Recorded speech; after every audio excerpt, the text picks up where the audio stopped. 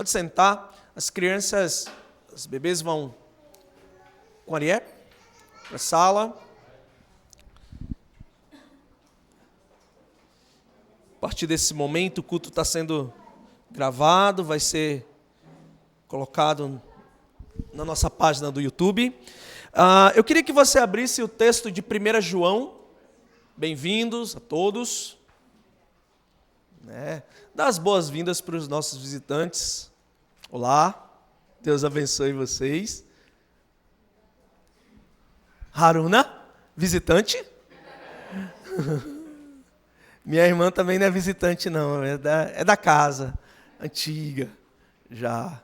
Seu Silvio também está por aí, então, vamos abrir lá Romano já. 1 João, capítulo 2. 1 de João, capítulo 2, a partir do verso 15. O texto vai ser projetado aqui em uma versão, a NAA. Vocês podem acompanhar na Bíblia de vocês. Eu fazer a leitura aqui junto comigo. Versículo 15. Não amem o mundo, nem as coisas que há no mundo. Se alguém amar o mundo, o amor do Pai não está nele. Porque tudo o que há no mundo, os desejos da carne, os desejos dos olhos e a soberba da vida, não procede do Pai, mas procede do mundo. Ora, o mundo passa, bem como os seus desejos, mas aquele que faz a vontade de Deus permanece para sempre. Antes da gente começar a exposição do texto, eu queria trazer só algumas legendas que vão fazer com que a gente tenha uma compreensão melhor do que vai ser exposto. Aparentemente, existe uma contradição com João 3,16. Aparentemente. O que João 3,16 diz? Que Deus tanto amou o mundo, que deu seu único filho, seu filho unigênito, para todo que nele crê, não pereça, mas tenha a vida eterna. E agora João está dizendo que nós não devemos amar o mundo. Bem, vamos lá a explicação. O termo mundo, nas línguas originais, ele tem dois sentidos. O primeiro sentido é o sentido lá de João, capítulo 3, versículo 16, o Evangelho. É o local, o habitat onde as pessoas estão. O mundo são representados pelas pessoas pelas quais Jesus Cristo morreu. Jesus amou as pessoas, Deus amou as pessoas de tal maneira, uma maneira que é inexplicável, a ponto do apóstolo dizer o seguinte: de tal maneira, uma maneira imensurável, incalculável, um amor sacrificial, um amor que teve uma entrega por nossas vidas e nos transformou totalmente. Aquele é o mundo para João. Mas este mundo do qual João fala é um sistema, o sistema maligno, o sistema no qual opera esse mundo, um mundo sem Deus, um mundo que não quer saber das coisas de Deus, que rejeita a palavra de Deus. Ao longo dos anos, o homem, a humanidade, ela só aprimorou como pecar.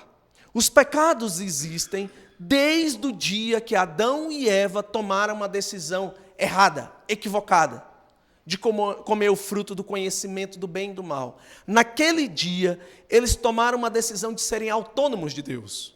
Uma autonomia, ser como Deus, conhecer o que Deus conhece. Essa proposta satânica, feita pela serpente, fez com que aquele primeiro casal que nos representava comesse daquele fruto, e aí a humanidade, que é representada por eles, recebeu esse pecado imputado sobre nossas vidas.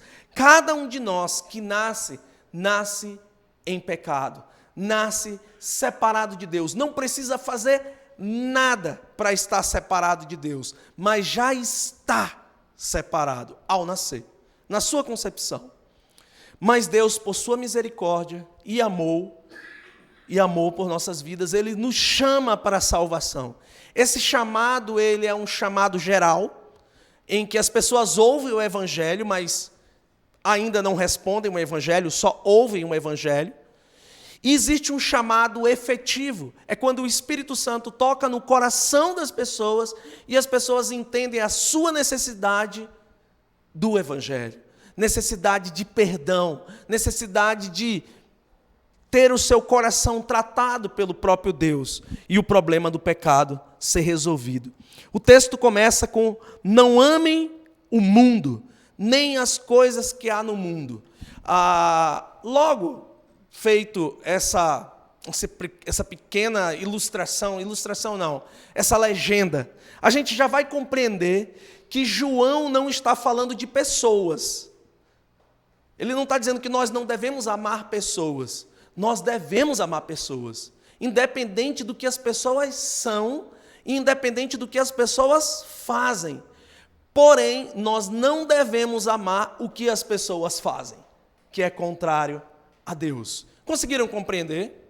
Isso é totalmente diferente. Amar as pessoas é diferente de amar o que as pessoas fazem com o seu corpo, fazem com a sua mente. Então, não amem o mundo, nem as coisas que há no mundo. Já de cara, nesse versículo, a gente pode compreender uma coisa: o amor ao mundo vem pelo coração, porque nós amamos pelo coração. O coração, nas Escrituras Sagradas, não é o órgão que bombeia o sangue, mas o coração é o local onde nós tomamos as nossas decisões, é onde nós fazemos as nossas escolhas. Então, é aí, neste local, que nós amamos o mundo ou não. Amar o mundo, e esse mundo complicado do jeito que é, um mundo egoísta, um mundo orgulhoso, um mundo que busca de todas as formas deixar declarado que é anticristão. E isso eu estou falando com muito cuidado, porque geralmente quando um pastor começa a falar isso nesses dias, parece que vira um discurso político. Mas não é um discurso político, é um discurso bíblico. Deus já deixou claro em sua palavra que nós não devemos amar o mundo, esse sistema diabólico que corrompe as pessoas e tem sido cada vez mais potencializado por N formas. Eu vou dar só um exemplo para vocês. Quando eu era jovem, adolescente, as pessoas viam pornografia como elas veem hoje. Mas a forma é diferente. Naquela época, as pessoas tinham que entrar em uma banca de revista, escondido, porque era meio que vergonhoso, e acessar uma revista. Ou ir numa locadora e alugar um vídeo. Hoje, a pornografia está na palma da mão a um clique. Ela é recebida pelas pessoas. Então, o ato da pornografia sempre existiu, desde a época de Jesus. Mas como as pessoas acessam a pornografia é diferente. Foi potencializado e o alcance ainda tem sido terrível na vida das pessoas. Isso é só um exemplo dos mais variados exemplos que a gente poderia ter, como criação de filhos. Uma criação de filhos do mundo onde diz que o Estado ou sei lá quem tem mais autoridade do que os pais. Os pais, eles não têm autoridade sobre os seus filhos. Eu estava lendo uma literatura na área da educação de um escritor muito famoso na área da educação, muito famoso. Ele, na verdade, ele é citado todas as vezes, mas eu acredito que ele é citado, mas as pessoas não têm consciência do que está escrito, totalmente. Eu estou falando de Paulo Freire. Paulo Freire fala umas coisas bem bacanas. Ele diz, por exemplo, que a educação ela não deve ser uma educação bancária. O que é a educação bancária? O indivíduo, o professor, ele chega diante dos seus alunos, ele deposita o conhecimento que ele tem na cabeça das pessoas, decoreba, e ele está certo. Eu acredito que a educação ela é dinâmica. Nesse dinamismo da educação, a criança aprende, o professor interage com a criança, mostra o conhecimento, testa o conhecimento através das avaliações. Mas aí, lá embaixo, nesse mesmo livro, ele fala o seguinte: a família é uma forma de opressão. Espera aí. aí já complica um pouquinho. Porque você botar todas as famílias como uma forma opressora, aí não. E todo mundo está bebendo na água do que esse cara fala. A maioria das pessoas que são formadas em pedagogia, com certeza, no seu TCC, escreveram uma citação do Paulo Freire, nem que seja um pedacinho do seu livro. Porém, sem ler toda a sua obra. Esse é um dos exemplos que eu posso dizer para vocês. De senso comum, as pessoas acham que é bom, implementam esse modelo nas suas famílias e agora, dentro de um estabelecimento de ensino, não se pode mais chamar a atenção de uma criança.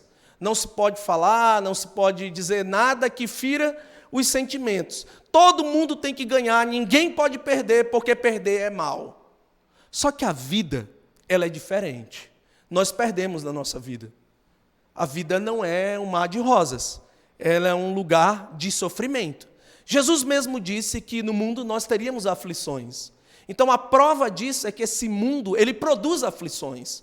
Então nós deveríamos estar preparando os nossos filhos e preparando o nosso coração para aflições, para perder. Vai chegar um momento que o mundo anticristão, ele vai perseguir os cristãos. Isso já acontece no mundo. Se você pega países como a Coreia do Norte, portar uma Bíblia é igual a uma pena de morte, muitas vezes. Dependendo do conteúdo bíblico que você tenha. Portar uma Bíblia na Coreia do Norte é igual a uma prisão perpétua com muita tortura. E não é só na Coreia do Norte, não. Se você for no Irã, de vez em quando um pastor lá é preso porque pregou o evangelho. Eu, por exemplo, eu estou pregando aqui, isso vai ser postado no YouTube. Se alguém assistir e dizer, olha, ele falou alguma coisa que é um discurso de ódio, porque tudo agora é discurso de ódio, eu vou correr o risco de terminar a pregação, ter uma viatura ali da polícia me esperando para me levar preso. Chegará esses dias, não duvidem disso. Chegará esses dias em que nós seremos perseguidos. Isso não é uma fala de um pastor, isso é uma fala do próprio Senhor Jesus Cristo, que nos últimos tempos serão dias de muita dificuldade para nós. Muita dificuldade.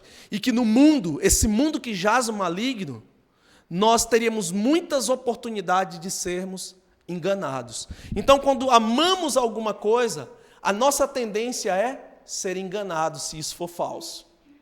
Se o objeto do nosso amor for falso, facilmente nós seremos enganados. Então, João está certo quando diz isso. Nós não devemos amar o mundo, nem as coisas que há no mundo. Agora, um detalhe. No mundo tem praia? Tem. A praia é linda. Como eu não vou amar a criação de Deus? Eu sou casado com a Nami, uma criação de Deus. Eu amo a minha esposa. Então, as coisas que há no mundo, João não está se referindo às pessoas, àquilo que Deus criou, mas ele está se referindo ao sistema pelo qual as pessoas se relacionam com a criação. Deus criou as pessoas? Criou. Mas as pessoas mentem umas para as outras? Mentem. É isso que não deve ser amado. Esse sistema de mentira, esse sistema de engano. A gente não pode fazer isso a bandeira da nossa vida. Por isso, nós não devemos amar o jeitinho brasileiro, por exemplo. O que é o jeitinho brasileiro? Vocês conhecem? Vamos fazer de qualquer jeito. E no final dos contos a gente faz uma gambiarra, zero excelência.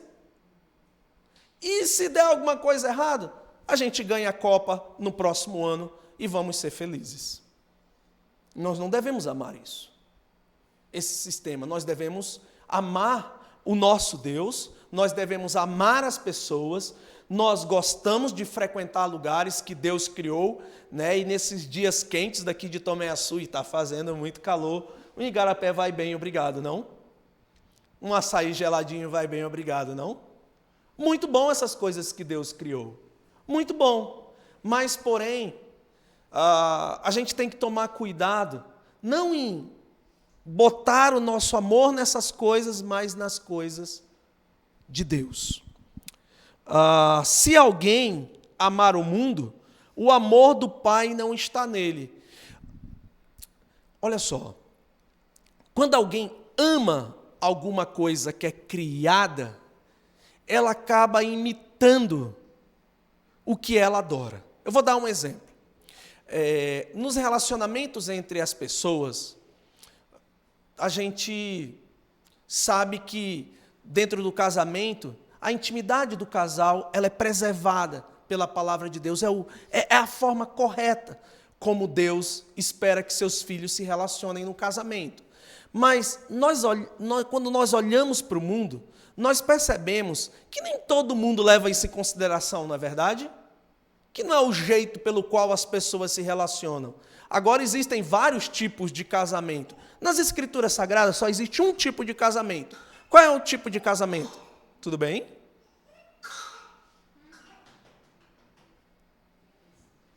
Engasgou? Se está respirando agora, tá bom. Tá bom. Muito bem. Se alguém ama o mundo, o amor do Pai não está nele. Vamos imaginar, eu estava explicando sobre os vários tipos de casamentos que existem, né? E a palavra de Deus só determina um tipo de casamento, entre homem e mulher. Eu sei que as pessoas que ouvem isso vão ficar adoecidas, mordidas, mas é a verdade. É o que está escrito. Eu não posso negar o que está escrito. E se um dia for preso por causa disso aqui, eu irei tranquilamente. Irei tranquilamente. Mas a verdade é que Deus fez homem e mulher para se casarem, para estarem juntos, e a intimidade do casal, ela é santa diante de Deus. Mas o sexo fora do casamento não é.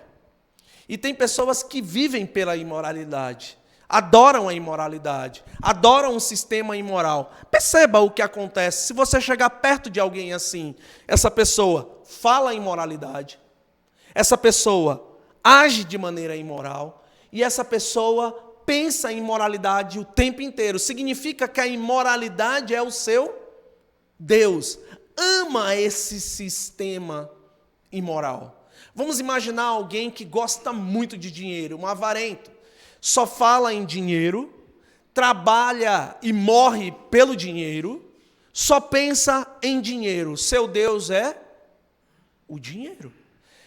Conseguiram pegar o que eu estou tentando explicar? Você acaba ficando parecido com aquilo que você adora, com aquilo que você ama.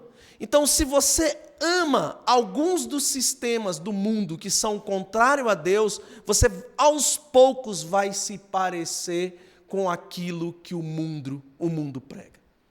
Vai falar as mesmas coisas, vai repetir os mesmos jargões, daqui a pouco está se vestindo igual, está falando igual, está pensando igual, e aí já era.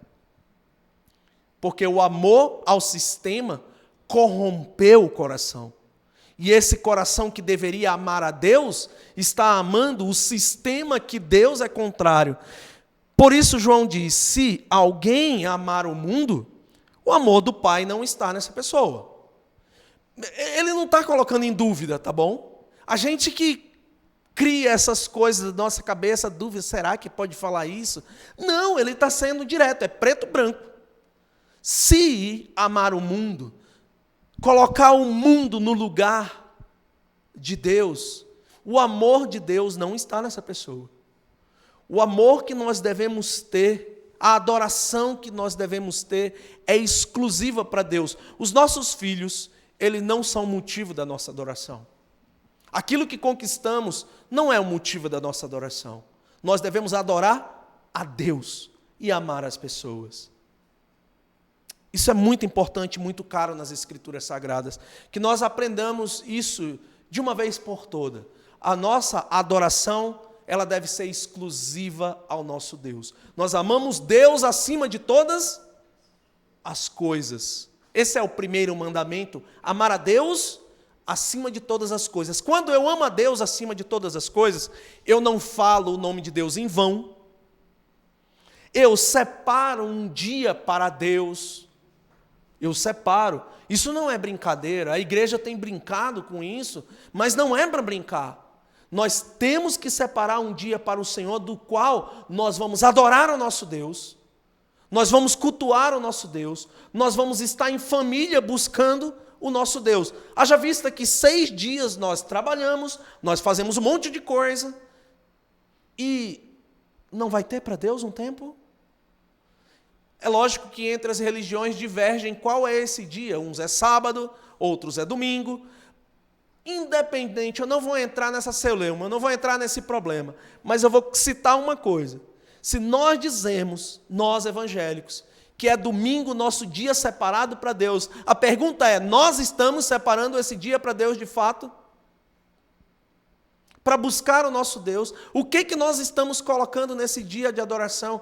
Aniversário, churrasco, faz isso, faz aquilo, faz aquilo. Aí chega na hora do culto, como nós estamos? Revirando o olho, dormindo. Como que Deus está recebendo esse culto da nossa parte? Como Deus está olhando essa conduta nossa? Apesar de ser uma conduta boa, nós estamos na igreja, estamos ouvindo uma palavra, isso é muito bom, é legal, é bonitinho. Porém, como está meu coração diante de uma palavra como essa que está sendo exposta, que pode me ajudar a lutar contra o pecado, a viver uma vida que glorifica a Deus? Eu tenho que parar para pensar um pouquinho nisso. O que eu estou colocando no lugar de Deus? No lugar que deveria ser de Deus. Então, amar o mundo vai trazer muitos prejuízos para a nossa vida. Inclusive, vai fazer com que a gente deixe de adorar a Deus e daqui a pouco as pessoas não vêm mais para a igreja. Elas não vêm mais para a igreja, elas vão ficar em suas casas, assistindo o culto online, está tudo muito bem, obrigado, põe uma Coca-Cola de lado, uma pipoca, e aí o culto parece mais que um evento dentro do lar, quando assiste. Quando assiste. Isso é grave, muito grave. E o povo de Deus, ele já sofreu ao longo dos anos com muitas investidas de Satanás dentro da igreja, botando ensinamentos equivocados, complicados, dos quais eu até preguei na ICEA hoje, um pensamento em que diz claramente que as pessoas que são crentes, porque são espirituais, podem fazer o que quiserem com a sua carne. É um pensamento agnóstico. Então você pode ser espiritual, vem para a igreja, coloca aquela Bíblia debaixo do braço, né, se veste como crente, fala como crente, escuta música de crente, mas não é crente. Não é crente. Por que não é crente? Porque na vida não aparecem os frutos deste cristianismo. Por quê? Porque ama o mundo, mais do que ama a Deus, a ponto de não conseguir nem ler a palavra de Deus. Olha só que arrogância espiritual nós temos. A gente consegue ter relacionamento, a gente consegue jogar bola, a gente consegue ter amigo, a gente consegue ter churrasco, a gente consegue trabalhar um monte de tarefa, mas não consegue separar um tempo de 15 minutos de qualidade para agora eu vou ler a palavra de Deus e vou ser impactado pela leitura bíblica. Eu começo a ler a palavra de Deus, a pessoa começa a ler a palavra de Deus, a primeira coisa que dá é o quê? Sono. Poxa, deveria dar sono quando está assistindo besteira na televisão, na série, onde tem cenas de sexo o tempo inteiro e está assistindo como se fosse nada, como se aquilo não estivesse trazendo um impacto na vida, olhando aquilo lá como se fosse coisa de Deus, e não é de Deus, é contrário a Deus, é perverso, é imundo diante de Deus, ensinando as pessoas a fazer o que é errado, e assistindo aquilo e dando risada das piadas que estão acontecendo. Espera aí, nós somos crentes ou não? Agora, quando vai ler a palavra, eu não consigo, mas consegue ficar 2 horas, 3 horas, olhando letrinhas pequenininhas nesse celular, a ponto do dedo doer, de tanto que está mexendo assim, ó. Se alguém amar o mundo, o amor do Pai não está nele. Se alguém amar o mundo, o amor do Pai não está nele. E as pessoas que amam a sua reputação? E as pessoas que amam aparecer? E as pessoas que querem sempre estar nos primeiros lugares? Não se rebaixam, não confessam pecados, não buscam ajustar o seu coração. A vida é uma ladeira abaixo. Que triste, porque nós temos na própria palavra de Deus escrito que nós não devemos amar o mundo.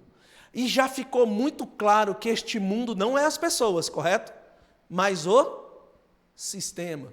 Então, eu vou pensar aqui, o que eu estou colocando no lugar de Deus que está prejudicando a minha adoração a Deus e está fazendo com que a leitura bíblica, a oração fique penosa? Tem gente que diz assim, pastor, eu não consigo orar. Como é que vai ser a vida do crente sem leitura e sem oração? Tem até uma musiquinha de criança, leia a Bíblia e faça a oração. Até as crianças sabem cantar, se quiser crescer. E se quiser morrer, faz o contrário. Não leia a Bíblia e não faça a oração. Você vai morrer espiritualmente. Daqui a pouco você está uma carcaça, achando que está fazendo tudo certo, quando está fazendo tudo errado. Está amando o mundo. Está amando o mundo. E o amor do Pai não está nessas pessoas. O ideal é que os filhos de Deus, que foram contaminados por isso, se arrependam. Busquem o Senhor, façam votos a Deus, desliguem a televisão, desliguem o celular, separem tempo para Deus, separem tempo com as suas famílias, façam culto doméstico na sua casa, leiam as Escrituras Sagradas, escolham um bom livro para ler. Agora, os nossos filhos, a maioria dos filhos dos evangélicos, são criados pelas professoras de EBD. A criação evangélica é pela professora de EBD. Como assim? A Bíblia é muito clara que são os pais que devem educar os seus filhos na fé. E se eles não conseguirem segurar os filhos lá dentro da salinha, o pai e a mãe ainda têm a ousadia de ficar aborrecido quando traz o menino e a menina de volta para a sala. A falha do professor? É isso? Se for isso, o nosso evangelicalismo é raso. É raso demais. É raso. Porque nós deveríamos estar lutando pela fé, fazendo os nossos filhos amarem a Deus. Eu sou casado, fazendo a minha esposa amar a Deus todos os dias, mais do que ela amou ontem. E ao mesmo tempo preservando meu coração, para que meu coração esteja amando o Senhor acima de todas as coisas. Essa é uma responsabilidade dos crentes, meus irmãos. Se alguém tem te falado algo diferente disso, deixa eu te falar, é o espírito do engano, da mentira. Não parte de Deus, parte do diabo. Tem pessoas que ouvem mais os descrentes do que os crentes. Ouvem mais a mídia do que a Bíblia. Nossa, tem um governo aí e tal, meu Deus, vai acabar tudo. E aqui? Aqui está dizendo o quê? O que está dizendo na Bíblia? Não seria esta a nossa referência? A nossa referência não está no político. A nossa referência não está em pessoas. Nós não podemos amar pessoas no lugar de Deus. Nós temos que amar a Deus. A Deus porque Deus morreu por nós. Foi Deus que se entregou na cruz por nós. Foi Deus que derramou o seu sangue para perdão dos nossos pecados. E se existem amizades que estão nos distanciando de Deus, nós somos obrigados a nos distanciar dessas amizades. Somos obrigados diante de Deus, porque amamos a Deus. Somos obrigados a trocar o que nós vamos assistir na televisão. Se não serve para o meu filho assistir, não serve para mim assistir também. Fique bem claro. Se a conversa que eu estou tendo, meu filho não pode escutar, então eu também não posso escutar, eu não posso ter. Eu não posso amar as coisas do mundo a ponto de eu separar a minha vida. Não, essa parte aqui é religiosa. E essa parte aqui é secular, é o nome que a gente dá. Um nome bonitinho para adoração a outro Deus. Secularismo. Na verdade, é coração dividido. E Deus não aceita coração dividido.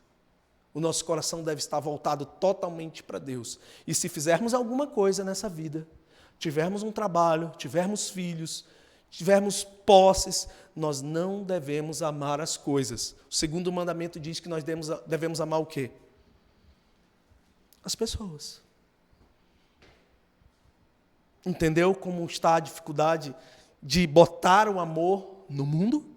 Você vai ser ensinado a amar as coisas e competir com as pessoas.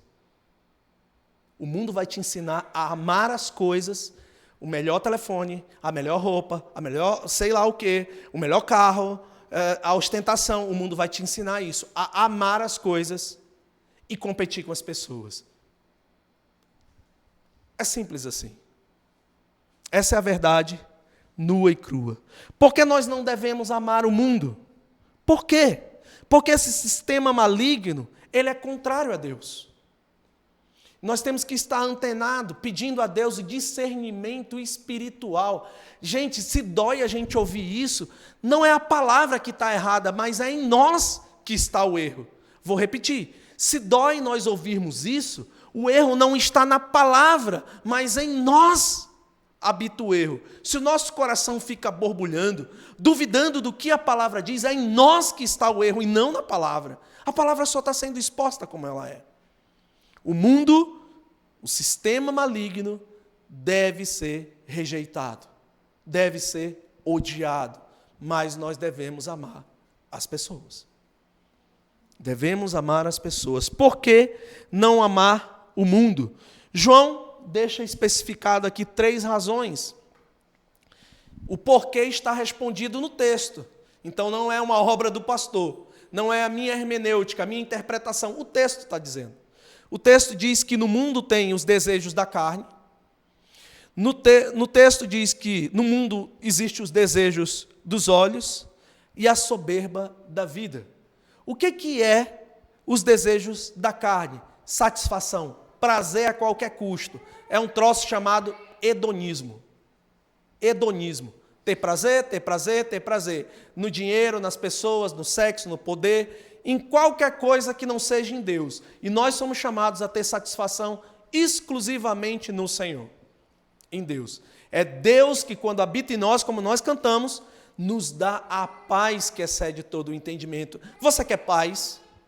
Você quer viver uma vida em que o teu coração esteja equilibrado, a ponto de você enfrentar os desafios da vida de uma maneira correta, de uma maneira bíblica?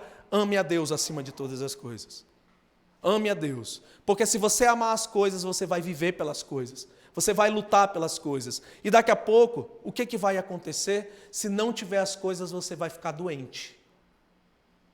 Eu não consegui comprar um telefone novo, estou doente. Meu Deus, eu postei uma foto agora nas redes sociais, eu não tive a quantidade de curtida que eu queria, fiquei doente. Você sabia que em 2019, em São Paulo, em uma revista, foi colocada uma seguinte estatística, Veja, acho que é a revista Veja, que 59% de aumento de pessoas procurando psicólogos e psiquiatras porque estavam doentes. E a razão era, não tinha curtida nas redes sociais. Estavam doentes. Jesus, aonde nós chegamos?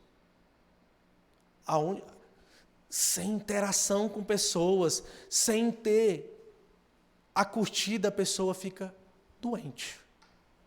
Doente. Os desejos da carne representam toda a facilidade que nós temos no mundo de fazer aquilo que Deus não gosta com o nosso próprio corpo. Trabalho é bom? É pecado trabalhar? Não. Excesso de trabalho é pecado? É. Você negligenciar a tua casa, deixar os teus filhos à mercê da televisão, do celular, ou de qualquer outra coisa, ou de uma babá, seja lá o que for, isso é pecado. Isso é pecado.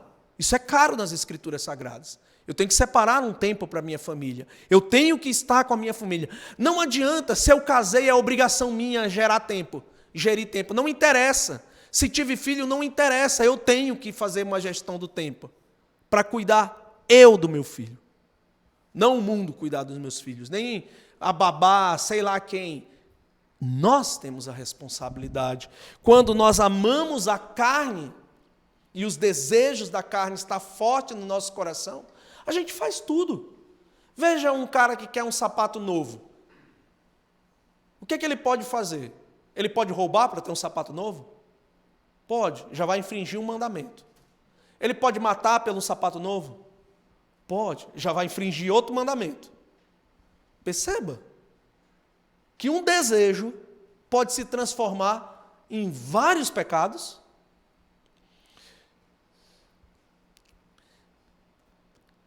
O mundo, ele apresenta tudo como se fosse bonitinho e perfeito. Você já parou para pensar nisso?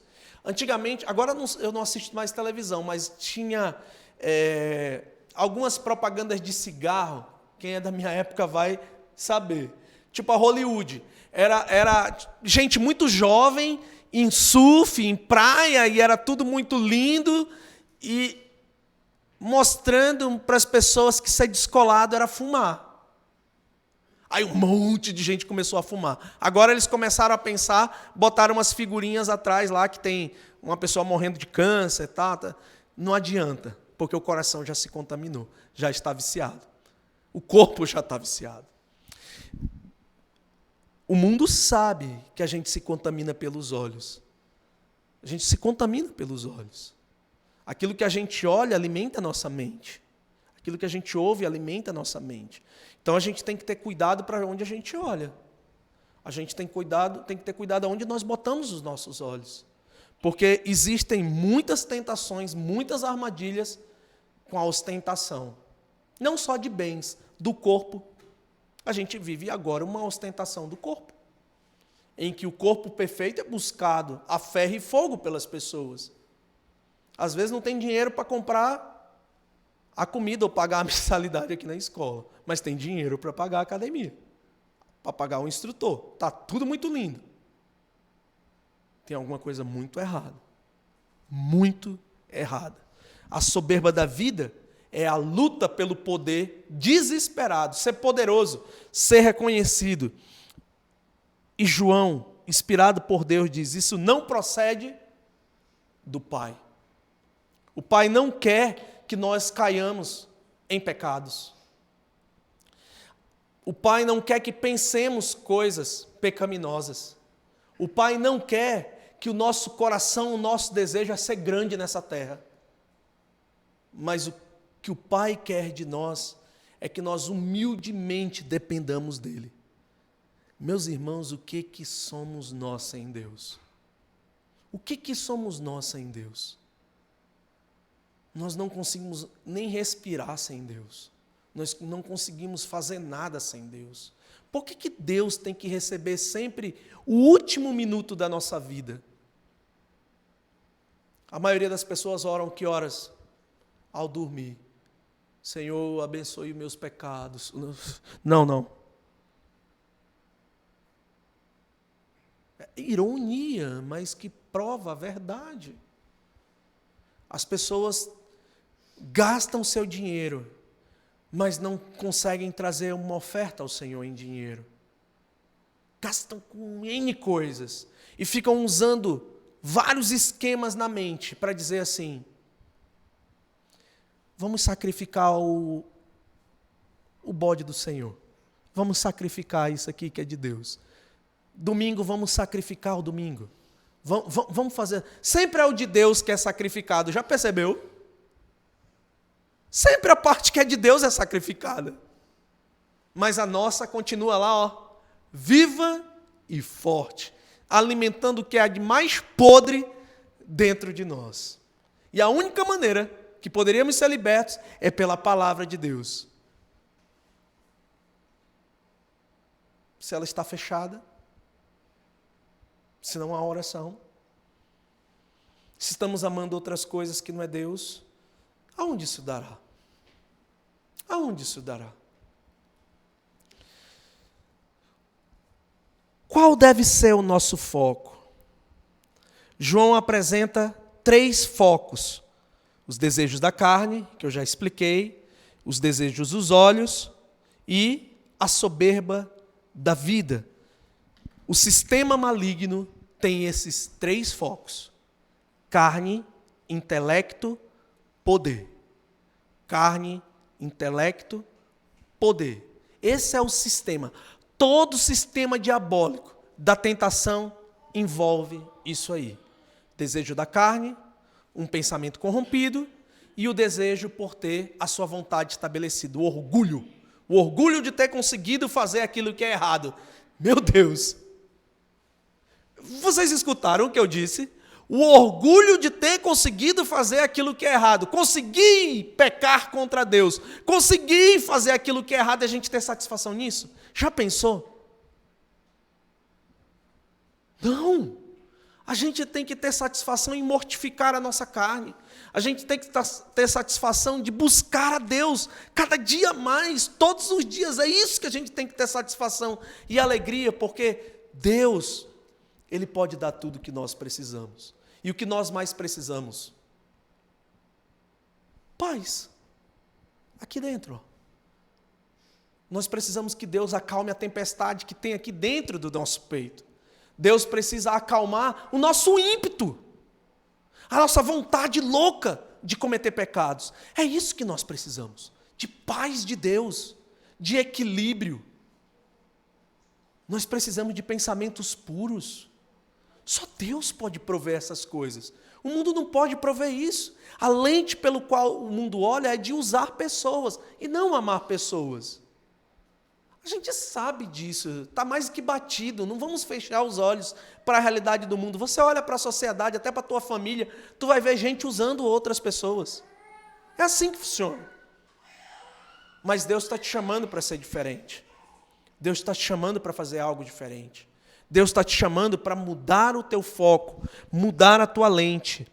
E aí, eu queria te apresentar as 3 provações de Jesus e mostrar que dentro dessas provações, Jesus foi tentado nas mesmas coisas que nós fomos tentados. A primeira tentação, Mateus 4, versículo 3.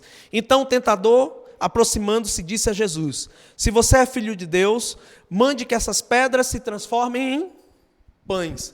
Detalhe, ele estava sem comer 40 dias e 40 noites, sem beber água. Ele estava com fome. O que uma pessoa com fome mais quer? Pão. Mas Satanás estava oferecendo um outro meio, um meio mais fácil. E essa é a proposta do mundo, um meio mais fácil de você adquirir aquilo que você quer. Prazer na comida. Então, faz o seguinte, transforma isso, ponto é Deus mesmo, tu é o Filho de Deus, é só você transformar essas pedras que estavam ali no deserto em pães.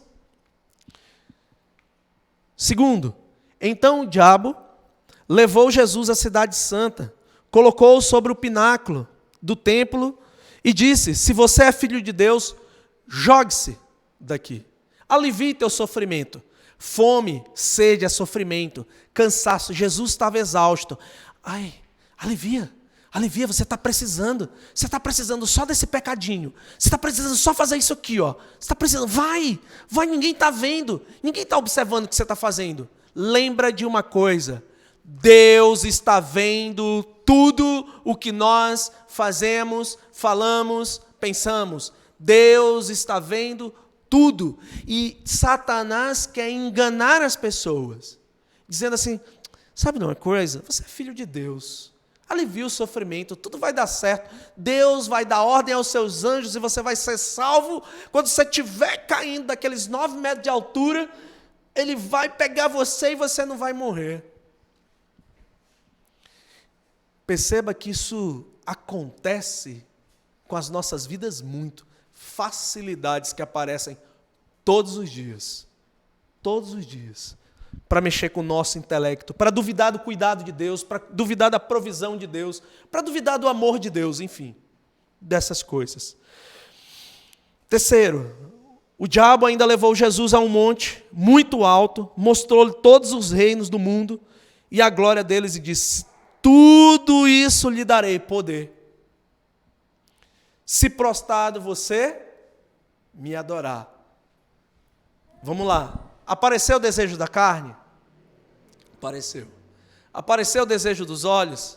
Apareceu. Apareceu a soberba da vida? Apareceu. Agora vamos ver com qual lente Jesus viu essas coisas. Primeiro, o foco de Jesus estava na palavra de Deus. Deuteronômio capítulo 8, versículo 3. Nem só de pão viverá o homem, mas de toda palavra que sair da boca de Deus. Ele responde à tentação com o quê? Com a palavra. O foco está na palavra. Segunda tentação, obediência a Deus. Deuteronômio 6,16. Eu vou abrir e ler. Se você quiser me acompanhar e até marcar esses textos para você estudar depois. Versículo 16 diz: não ponha à prova o Senhor seu Deus. Não ponha à prova o Senhor seu Deus. Como é que nós colocamos Deus à prova? Quando duvidamos daquilo que Ele pode fazer por nossas vidas. Isso é colocar Deus à prova. Isso é colocar Deus à prova. É duvidar do poder, daquilo que Ele pode nos dar, mesmo em meio às tribulações, mesmo em meio ao sofrimento. Ele está conosco, nós não precisamos duvidar disso. As coisas estão difíceis? Estão, mas Deus continua conosco. Então nós temos que ter obediência.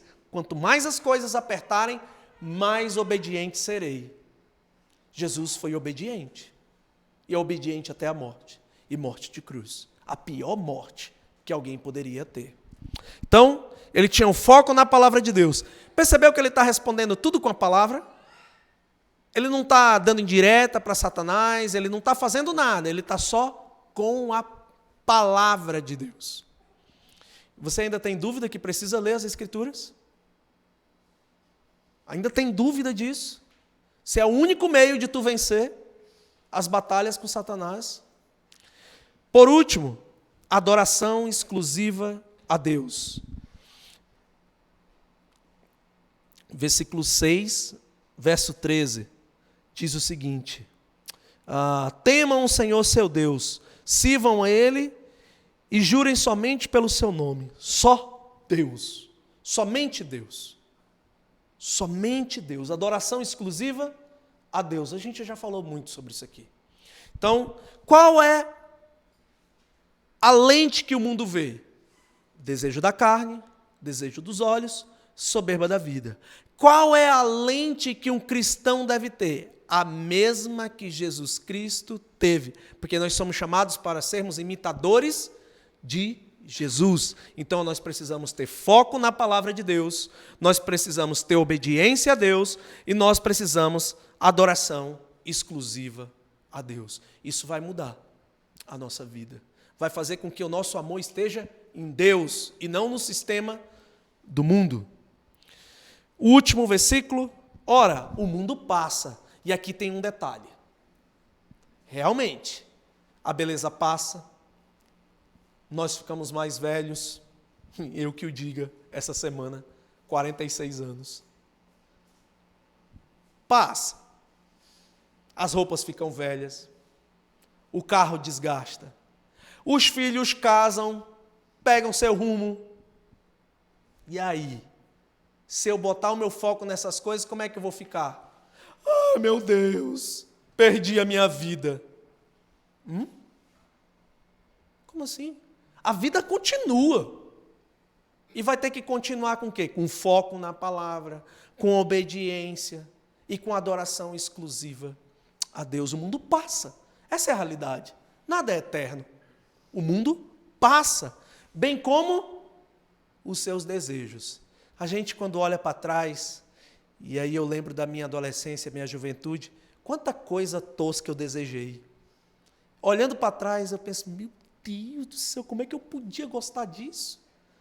Meu Deus, como assim, cara? Passa, entende? Hoje, com maturidade, olhando para trás, é fácil. Mas quando eu estava vivendo aquilo, eu não conseguia compreender, eu não tinha Deus. Mas nós que estamos aqui temos Deus. Estamos ouvindo essa mensagem. Então nós temos a obrigação de sermos maduros. Escolhermos aquilo que Deus quer que nós escolhamos. Sejamos jovens, crianças, idosos, não interessa. Foco na palavra de Deus, obediência a Deus e adoração exclusiva a Deus. Porque o mundo passa. E tudo que está aqui terá um fim. Terá um fim. seja pela morte, ou seja pelo juízo de Deus, que não tardará. Ele vem, ele virá. Mas aquele que faz a vontade de Deus, você pode ler comigo? Aquele que faz a vontade de Deus,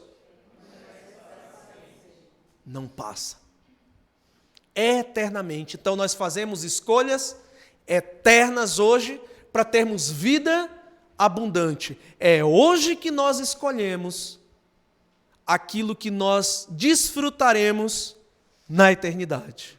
Escolhas que podem nos ajudar hoje a vencer o pecado, a vencer o sistema maligno, ecoarão na eternidade. Nós, quando chegarmos aos céus, receberemos das mãos do Senhor a coroa da vida. Bendito seja você, meu filho. Que coisa melhor do que essa, meu irmão? Trocar isso aí pelo quê? Trocar isso pelo quê? Por minutos de prazer? Não vale a pena. Isso que nós temos que ensinar para esses pequenos, antes que o mundo corrompa o coração deles, como corrompeu os nossos corações. Nós temos que fazer isso. Eles estão aqui ouvindo uma mensagem, estão prestando atenção. Os pais têm responsabilidade de conversar, de mostrar. Este é o caminho que vocês devem. Vai ser mais fácil. Invista agora, porque depois vai ser muito difícil, quando começar a ter 16, 17, ter vontade própria. Agora é com Deus, né? 12, 11. Eu quero isso, não vou fazer. Mas isso é um outro assunto. Isso é um outro assunto. Ora, o mundo passa. E passa mesmo. Bem como os seus desejos. Passa. Poxa, quanto desejo ruim a gente já teve, não? Quantas escolhas ruins que nos trouxeram tanto prejuízo, tanta dor e sofrimento, para nós e para as pessoas ao nosso redor. Que coisa terrível. E agora a gente está ouvindo que se a gente fizer escolhas eternas, por aquilo que é eterno, o foco correto, isso vai gerar vida abundante. Agora, enquanto nós estamos vivos, não é só na eternidade, não. Você vai desfrutar de paz, vai deitar a tua cabecinha no travesseiro e vai, em paz eu durmo. O Senhor está cuidando do meu sono. O Senhor está velando por mim. Eu não preciso me preocupar. Se eu tiver o privilégio de acordar amanhã, Ele vai preparar um dia para mim. Eu nem preciso me preocupar com isso. Ele já vai fazer o dia de 24 horas para mim viver. Eu só tenho a obrigação de quê? Viver. Uma vida abundante. Que seja abundante a nossa vida. Conclusão que podemos extrair desse texto é que a busca pela vontade de Deus e o afastamento dos desejos e tentações do mundo nos conduzem a uma vida plena e significativa. Isso é abundância. Vida plena, alegria, paz, satisfação. Só em Jesus. Só amando Deus. Se você amar as pessoas, as coisas, não terá isso. Pessoas vão enganar, pessoas vão mentir, as coisas vão envelhecer, a televisão vai quebrar, nada vai ficar para sempre. Mas Jesus ficará para sempre ao teu lado. Você passará a eternidade com Ele. O que nós temos que fazer com essa mensagem? Primeiro, nós somos desafiados a renunciar os padrões pecaminosos. Carne, olhos e poder. Desejos da carne, desejos dos olhos e da soberba da vida. Nós precisamos renunciar a esse padrão. Nós precisamos odiar aquilo que Deus odeia. E Deus odeia o quê? O sistema diabólico. Nós precisamos aprender os padrões certos. Aprender os padrões de Deus. Isso só vai ter na Bíblia. Não é a opinião do pastor, não é na mensagem do pastor. O pastor pode te ajudar por 50 minutos, 1 hora no máximo aqui. Mas você tem outros dias na semana para ler a Bíblia, para buscar o Senhor em oração e aprender dos padrões de Deus, que é elevadíssimo o padrão de Deus. Mas Ele dá todos os meios para nós vivermos uma vida piedosa. É o que está escrito lá em Pedro. Está escrito em Coríntios que nós temos tudo o que for possível para livrarmos nos livrarmos das tentações. Temos que aprender os padrões de Deus. E por último, nós temos que aplicar os padrões de Deus na própria vida. Não adianta só ser um ouvinte. É até pior. Já ouviram tudo isso aqui? Agora tem responsabilidade. A responsabilidade é o quê? Aplicar isso na vida.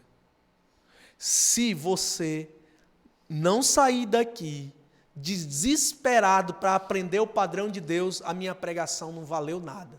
Se você não estiver disposto a renunciar os padrões do mundo, a minha pregação não valeu nada. Porque eu quero aqui te desafiar como eu estou sendo desafiado. Não pensa que eu estou numa bolha e que essas coisas não me afetam, não. Me afetam como afetam você também. E eu tenho que fazer as mesmas coisas. Eu tenho que aplicar tudo isso aqui na minha própria vida. Porque senão, daqui a pouco eu viro estatística. Sabe qual é a estatística? Pastor ladrão, pastor adúltero, pastor pilantra. É isso que vai aparecer. Se eu não cuido do meu coração, é tão pecaminoso quanto o de vocês. E a responsabilidade é maior, porque eu conheço a palavra. Muito maior. Meus irmãos, a mensagem foi até aqui. Então, nós temos a responsabilidade diante de Deus, agora, de aplicar isso em nossas vidas. Renunciar aos padrões pecaminosos, aprender os padrões de Deus e aplicar os padrões de Deus na própria vida. Amém? Vamos orar. Querido Deus, te louvamos, te bendizemos pela tua palavra, Senhor. Te agradecemos porque tudo ficou muito claro, a pregação foi objetiva, nós aprendemos que não devemos amar o sistema diabólico do mundo. Nós entendemos isso e nós precisamos que o Senhor nos ajude, porque a nossa vida, pelo menos a minha, até os 30 anos de idade, eu aprendi só a pecar, só a fazer coisas erradas. Mas a tua palavra diz que o teu Santo Espírito nos instrui sobre toda a verdade. Nós temos o Espírito Santo do Senhor, nós temos a tua palavra, Deus. Coloca em nossos corações amor pela tua palavra, amor pelas coisas que o Senhor tem colocado diante de nós e pelas quais nós podemos ter êxito na luta contra o pecado. Nos ajuda, Senhor, nos ajuda a amar aquilo que o Senhor ama, mas nos ajuda também, Deus, a odiar aquilo que o Senhor odeia. Por favor, Deus, esse é o desejo de nosso coração e oramos no nome de Jesus. Amém. Estamos...